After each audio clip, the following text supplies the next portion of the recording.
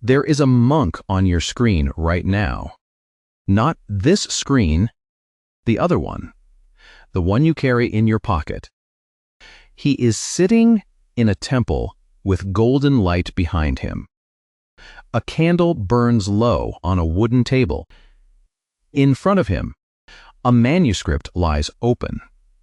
Chinese characters running down the page. His voice is soft. His robes are saffron. And every single day, he posts a new video about peace, about healing, about the anxiety you carry in your chest. At 3 in the morning, when the house is quiet and your mind is not, 5 million people follow him. They leave hearts in his comments. They call him teacher. They buy his 30-day healing course for $49.99. And he does not exist. Not one frame of his face is real. Not one word he has ever spoken was written by a human being who has read a single line of Buddhist scripture. His name is Yang Mun, and he was built, not born, not trained, not ordained, built by a marketing professional in Israel using 5 artificial intelligence tools. ChatGPT for the words, HeyGen for the face, ElevenLabs for the voice, and a platform called Nano Banana to post it all automatically, every single day, without a human touching it. 3 Buddhist scholars reviewed his videos. Their conclusion was the same. His wisdom is not grounded in any scripture. It just sounds like it is. Now, here is the thing that should sit with you longer than the fact that he is fake. 5 million people could not tell the difference. 5 million people watched a face that never blinked the same way twice, listened to sentences that traced back to no teaching ever given, and thought, this is wisdom. This is a teacher. This is real. This is not a video about hating AI. This is not a video about gatekeeping, who gets to talk about Buddhism, and this is not a video about shaming anyone who followed Yang Mun. Because if you did, you were looking for something real, and that search matters more than the mistake. This is a video about one question, the most important question the Buddha ever asked his own students. How do you know who to trust? 2,500 years before anyone built a chatbot, a group of confused villagers asked the Buddha this exact question. And the answer he gave them, the tool he handed them, still works. It works on Yang Mun. It works on every spiritual teacher you will ever encounter online. And by the end of this video, you will have it. But first, you need to meet the original false teacher, a man who walked beside the Buddha himself, who had supernatural powers, who had royal backing, who had every credential a teacher should have, and who nearly destroyed the entire community from the inside. His name was Devadatta, and if you had met him in the 5th century BCE on a dirt road outside Rajagaha, robes draped over one shoulder, walking with the quiet confidence of someone who had seen things most people only heard about, you would have followed him. He was the Buddha's cousin.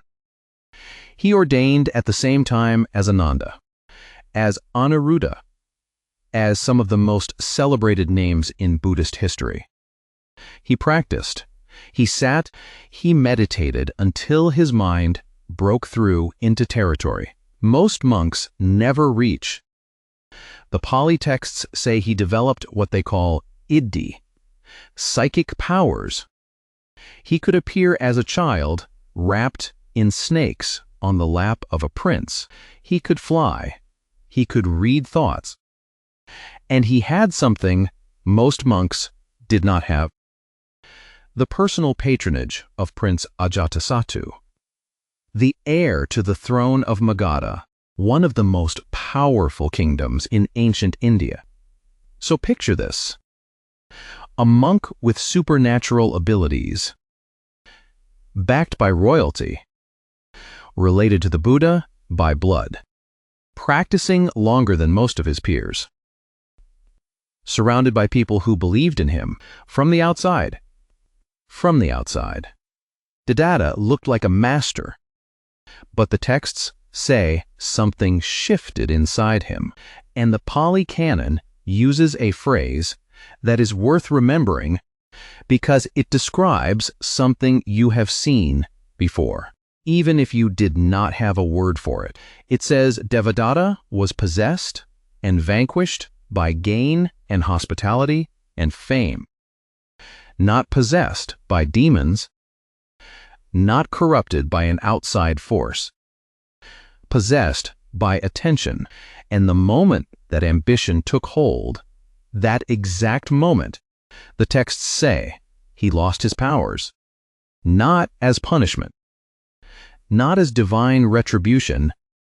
The powers left because the internal state that produced them was gone. You cannot see clearly when you are looking at yourself. What happened next is one of the darkest chapters in the Pali Canon. Devadatta tried to kill the Buddha 3 times. He rolled a boulder down a mountainside. It shattered, and a splinter cut the Buddha's foot, drawing blood. He released a drunk elephant into the Buddha's path. The elephant, upon seeing the Buddha, knelt. He conspired with a prince who murdered his own father to seize the throne, and when none of it worked, Devadatta tried something more dangerous than violence. He tried to split the community in 2. He claimed his rules were stricter, his discipline more pure, his path more authentic than the Buddha's. The Buddha did not respond with anger. He responded with a metaphor. Honor destroys the evil man, he said, just as its foal destroys the young she-mule. Now pay attention to this. The lesson of Devadatta is not that he was uniquely evil. The lesson is that everything he had, the robes, the powers, the followers, the voice of authority, looked exactly like the real thing. You could not tell by looking. You could not tell by listening. You could not tell by how he made you feel. You had to test, and the Buddha knew that, which is why he gave 2 of the most extraordinary teachings in the history of any religion. The first one happened in a small village called Kesapada. The people there, the Kalamas, had a problem you will recognize instantly. Too many teachers had passed through their town. Every single one praised his own doctrine and tore down everyone else's. The Kalamas were exhausted, confused. They came to the Buddha and asked the question that millions of people are silently asking right now, every time they scroll past a spiritual post online. Who do we believe? And the Buddha did not say, "Believe me." He said something no religious leader before him, and I would argue no religious leader after him, has ever said. Do not go by reports. Do not go by legends. Do not go by traditions. Do not go by scripture. Do not go by logical conjecture. Do not go by inference. Do not go by analogies. Do not go by probability. and do not go by the thought. This contemplative is our teacher. Count those 10 filters, 10 things the Buddha said you are not allowed to use as the basis for belief. Not tradition, not scripture, not logic, not even, and this is the one that stops people, not even the authority of the teacher standing in front of you. What is left? One thing, when you know for yourselves that these qualities are skillful, blameless, praised by the wise, and when adopted and carried out lead to welfare and to happiness, then you should enter and remain in them. You test it in your own life, with your own hands and your own hours and your own experience. And if it reduces your suffering genuinely, measurably over time, you keep it. If it does not, you put it down. No matter who said it, no matter how beautiful the temple was when they said it. But the Buddha was not finished. In another teaching, one far less famous, but I think far more important, he told his monks something I have never heard any other teacher say. It is called the Vimangsaka Sutta, from the Majjhima Nikaya, number 47. The word Vimangsaka, and say it like VMHM Saka, means the inquirer, the examiner, the one who tests, and in this sutta, the Buddha said this: a bhikkhu who is an inquirer should examine the Tathagata in order to find out whether or not he is fully enlightened. He was talking about himself. He was telling his own students.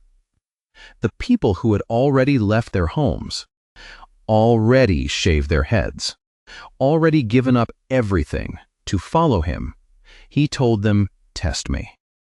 Do not take my word for it. Watch what I do, not what I say, what I do. What you can see with your own eyes and hear with your own ears, over time, not in one sermon, over years, and only when you have examined and found no defiled states, no hidden corruption, no gap between the teaching and the life. Only then should you place your confidence. The Pali word for this kind of confidence is saddha. Say it like saddha. It does not mean what you think faith means. It does not mean believing without evidence. It means placed confidence, trust that comes after investigation. Not before. The Buddha wanted followers who were not followers at all. He wanted examiners. Stay with me, because we are about to apply this 2,500-year-old test to a monk on Instagram with 5 million followers. And he is going to fail every single part of it. So, here is what you have so far. The Buddha did not just say, be careful who you trust. He built a system. The Kalama Sutta tells you what not to trust. Reports, legends, tradition, scripture, logic, authority. The Vimangsaka Sutta tells you how to test. Through your own eyes and ears, over time by examining actions. Together, these two teachings form what might be the most rigorous authentication method any spiritual tradition has ever produced, 2,500 years old. And it is about to meet a chatbot. If this is already changing how you think about the teachers you follow online, subscribe. Because what comes next, when the Buddha's filter meets 5 million followers, is where everything breaks open. In October 2025, an account appeared on Instagram. A bald elderly Asian monk seated at a wooden table. A calligraphy manuscript open in front of him. Golden temple walls, garden statues of the Buddha, visible through arched windows.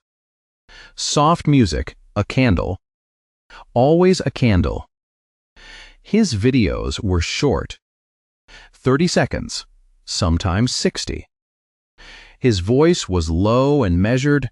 He addressed his audience the way a grandfather might. "My child," he would say. And then he would speak about anxiety, about healing, about letting go of what no longer serves you. Within 3 months, he had 2.5 million followers. By mid-2026, nearly 5 million across every platform. He sold a 30-day healing course, an ebook, content that generated, according to the investigation, more than $300,000 in revenue. And then a journalist named Jack Brewster started pulling at the threads. Brewster, the CEO of a news app called Newsreel, spent months investigating. He traced the account back to its creator, an Israeli AI storyteller named Shalev Hani. He mapped the production pipeline. ChatGPT generated the scripts. HeyGen generated the face. ElevenLabs cloned a voice that never belonged to anyone. And Nano Banana, a platform built specifically for scaling synthetic content, automated the posting. 1 person, 0 monks. 5 AI tools, 5 million followers. Now, watch what happens when you look closer. Brewster brought Yang Mun's videos to 3 Buddhist scholars. He asked them to watch and assess their conclusion. The words sound wise, but they do not come from any Buddhist scripture, any sutta, any commentary, any lineage, any source at all. They are sentences designed to feel like wisdom, engineered for a like button, not for a human life. Venerable Dr. Juewe, she is the director of the Humanistic Buddhism Center at the Nantian Institute in Australia, said something that has stayed with me. She said, "My number one concern is that this is a lie. It is exploiting people's need for simplicity and peace." And then she said, "The Dharma is not to be monetized. The Dharma is to be practiced." Ryan Stagg, co-founder of the Buddhism and AI Initiative, pointed to something else.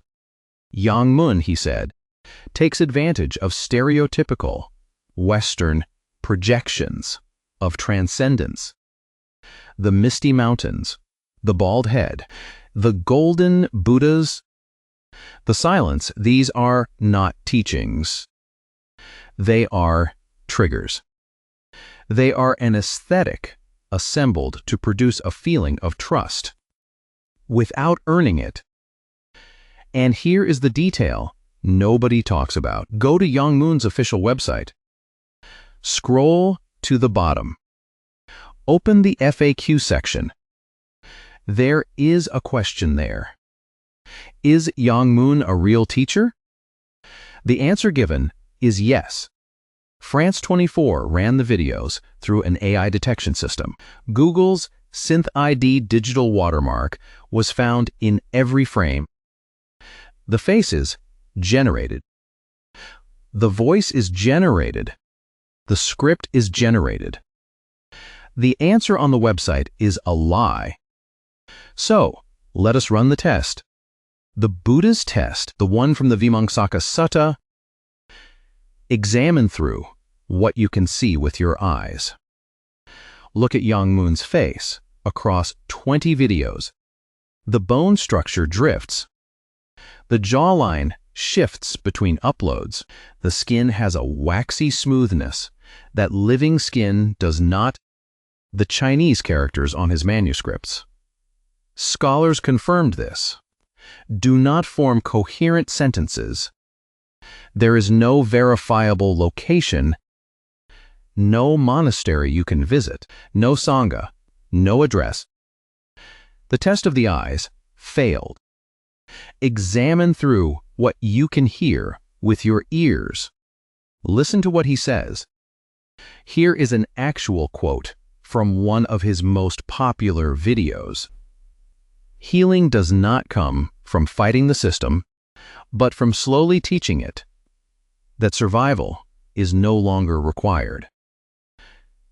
This sentence sounds like something a teacher might say, but it traces to no sutta, no commentary, no tradition, no practice lineage.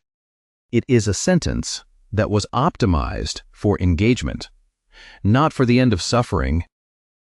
The test of the ears failed. Does this teacher lead you to higher and higher states? The Sutta is specific about this. A real teacher moves you through progressively deeper levels of understanding. Yang Mun leads you to a $49 purchase page. No progression, no framework for practice, no movement from here to less suffering. Only a loop from this video to the next video to the checkout page and back to the next video. The test of progression failed, but here is the part that should trouble you most. And I want you to sit with this for a moment before we move on. Yang Mun's followers are not foolish. They are not gullible. They are not ignorant. They are lonely. They are anxious. They are carrying something heavy and unnamed at 3 in the morning. And they found a face that looked like it understood, a voice that sounded like it cared, an aesthetic that felt, for 30 seconds, like refuge. That need, that real, raw human need, is not a weakness. It is exactly the need the Buddha designed the Dharma to meet, and the tragedy is not that people wanted comfort. The tragedy is that the comfort was hollow. The Buddha had a word for what these people were actually looking for. The word is kalyanamitta. Say it like kalyanamitta. It means admirable friend, a spiritual companion, someone who walks beside you on the path, not someone who sells you a path, and then turns out to be a rendering engine. In one of the shortest and most powerful lines in the entire Pali Canon, the Buddha told his attendant Ananda something that sounds like an exaggeration until you think about it. Long enough, he said, admirable friendship, admirable companionship, admirable camaraderie is not half of the holy life. It is the whole of the holy life, not half the whole thing. Not the meditation, not the suttas, not the precepts, not the philosophy. The whole of it is having a real companion, a person who has walked further down the road and turns back to show you what they found. You cannot have that with an algorithm. You cannot have admirable friendship with a marketing funnel wrapped in saffron, and no amount of calm music and misty temple footage will replace what the Buddha said you actually need.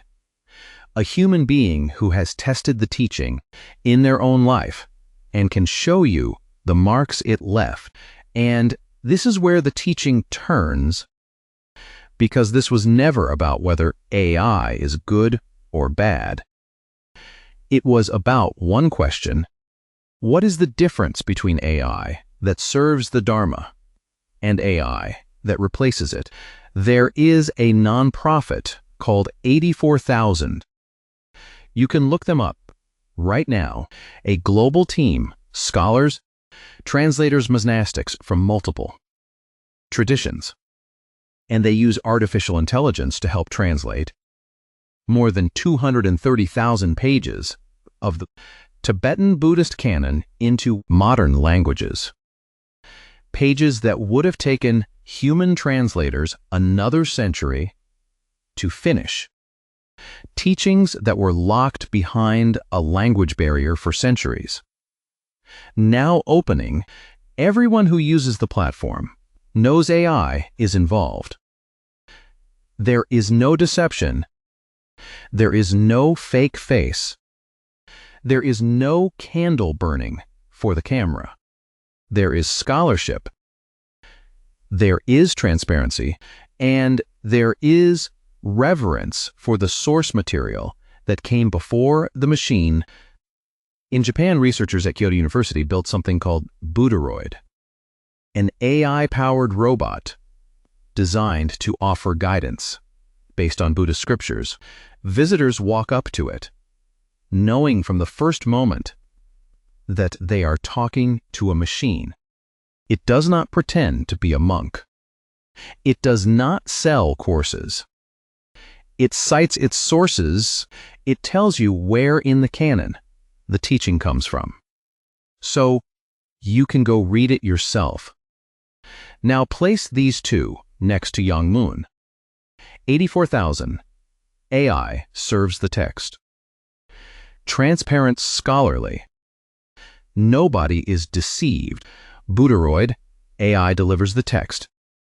Transparent visitors know it is a machine from the start. Yang Mun, AI replaces the text.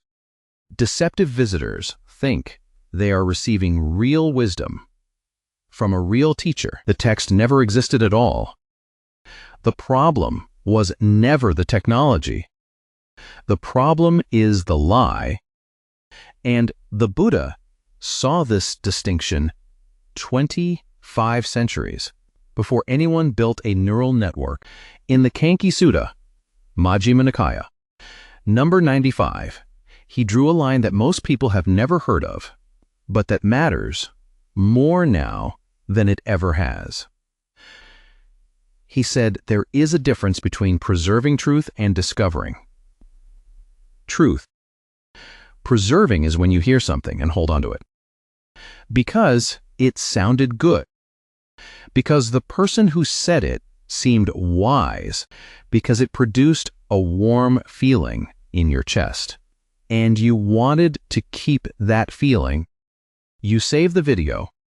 You screenshot the quote. You share it with a friend and say, "This really spoke to me." Discovering is different. Discovering is when you take that teaching off the screen and into your own life. You practice it. You test it against your own experience over weeks and months. You watch whether it actually changes how you respond to the anger in your gut, or the grief you carry, or the loop of thoughts that will not stop at 2 in the morning. And if it works, if suffering actually decreases, then you know something. Not because someone told you, because you found it yourself. Yang Mun's 5 million followers are preserving. They are holding on to sentences that feel wise. But they are not discovering. There is no practice framework to test the words against. No path, no method, no progression from feeling good for 30 seconds to actually suffering less over 30 days. They are stuck on the first step. And the Buddha said the first step by itself is not enough. Here is where this connects to something larger than one fake monk on Instagram. In 2022, the Wellcome Trust, one of the largest biomedical research funders in the world, published the results of a study that cost more than $8 million. Researchers tested mindfulness-based interventions on over 8,000 children across 84 in the United Kingdom. These were proper interventions guided by trained facilitators based on established protocols. The result, mindfulness training, did not improve the children's mental well-being, compared to the control group that received no training at all. And for children who were already at risk for mental health problems, the ones who needed help most, the intervention may have made things worse. When you strip the context from the practice does not just stop working. It can cause harm. John Kabat-Zinn stripped the ethical framework from Sati in 1979 to bring mindfulness into hospitals. And the practice still worked because he kept the core technique intact and delivered it with integrity and human presence. Yang Mun stripped everything. Not just the ethics, not just the context, the practice itself. All that remains is the aesthetic, the robes, the candle, the voice, the feeling, a shell with nothing inside. The monk with 5 million followers was built by a marketing professional, using 5 AI tools and 0 suttas. He never read the Kalama Sutta. He has never heard the word Vimangsaka. He does not know what Kalyanamika means. And 5 million people placed their saddha, their confidence, their trust in him, without investigation, without examination, without ever asking the one question the Buddha told them to ask: does this teaching lead to the end of suffering or just to the next video? 3 things to carry with you when you close this video. First, looking Buddhist is not being Buddhist. Sounding wise is not being wise. The Buddha, the actual historical Buddha, who sat under a tree in Bodhgaya and refused to move until he understood the nature of suffering. That Buddha said, test the teacher through their actions over time, not through their aesthetic, not through their voice, not through the warmth they produce in your chest for 30 seconds before the algorithm serves you. The next one, if a teacher has no lineage, no sutta source, no verifiable history, no practice you can test in your own life. The Buddha's instruction is clear. Do not place your confidence until you have investigated. That is not cynicism. That is saddha faith, the way the Buddha actually defined it. Second, the next time you encounter a spiritual teacher online, any teacher, any platform, any tradition, run the Vimangsaka test. 3 questions. Can you verify who this person is? Does their teaching trace back to a source you can check yourself?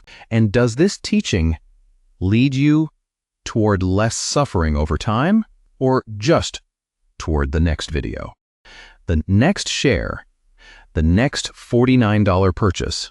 If the answer to any of these is no, the Buddha would tell you to keep walking, not out of suspicion, out of respect for yourself and for the real teaching that is waiting when you find it.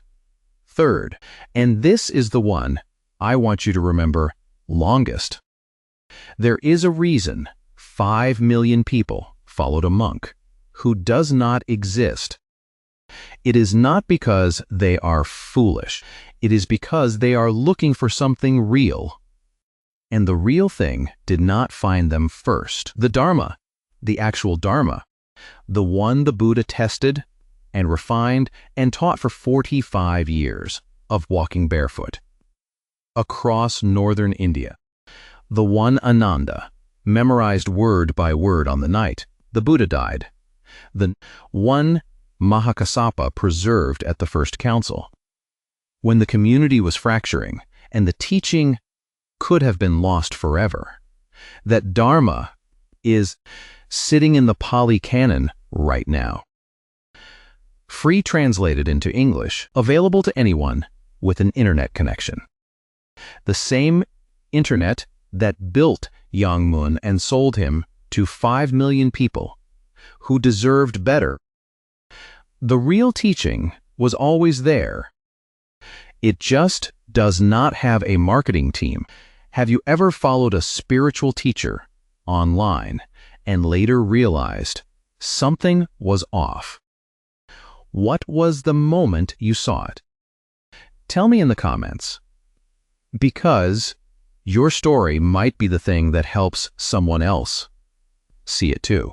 And if this video changed how you think about the teachers you trust, share it with one person who needs to hear it. Because Dharma Made Simple exists to do exactly what Yang Mun cannot, to take you past the aesthetic and into the source.